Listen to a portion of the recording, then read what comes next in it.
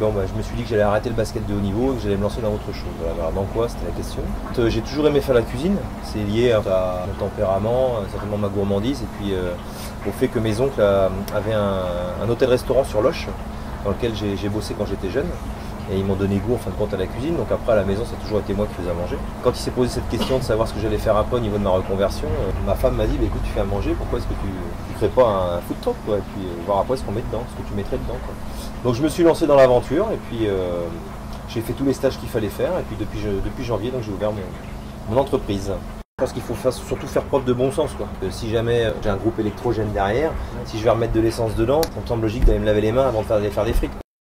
Par rapport au camion, j'ai d'abord essayé de voir un petit peu ce dont j'avais besoin. Donc moi je voulais quelque chose d'assez spacieux.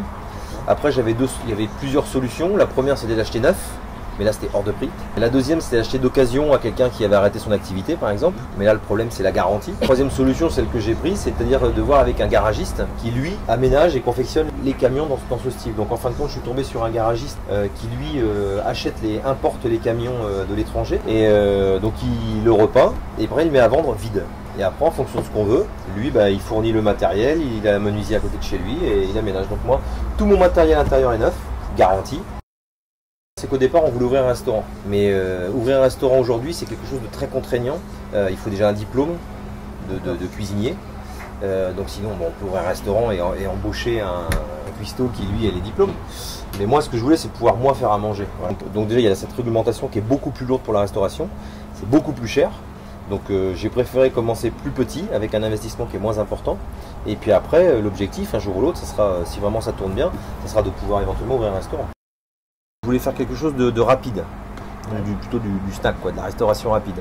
Quelque chose qui est de la qualité, donc ça veut dire être capable d'aller chercher du pain chez un boulanger, alors qu'un hot dog, bon, on peut aller chercher le pain chez le boulanger, mais enfin la saucisse, ça reste toujours assez industriel. Et j'ai toujours aimé faire des burgers en fait, à la maison pour mes enfants. Et donc du coup je me suis dit bah, au départ je vais faire des burgers, je vais faire des brochettes et puis je vais faire des panini. Puis en fin de compte très rapidement je me suis rendu compte que je ne pouvais pas faire toutes ces choses là parce que bah, d'abord je suis tout seul dans le camion. Et voilà, j'ai que 2 bras et donc du coup j'ai tout de suite restreint au burger et parce que je voulais faire quelque chose de chaud, parce que le burger est quelque chose qu'on peut modeler, je dirais pas à l'infini, mais vraiment on peut mettre ce qu'on veut dedans quoi. Voilà. Et donc voilà, ça me laissait une liberté en fin de compte au niveau de l'élaboration de mon produit.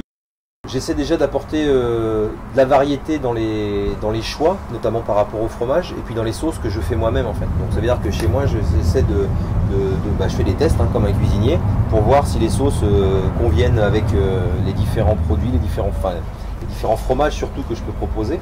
Déjà je travaille 6 jours par semaine parce que quand on commence, je pense qu'il faut pas, on peut pas se permettre de bosser 3 jours par semaine. Il faut que l'argent rentre et puis il faut se faire connaître. Je pars de chez moi il est 10h et je rentre il est 15h. Voilà.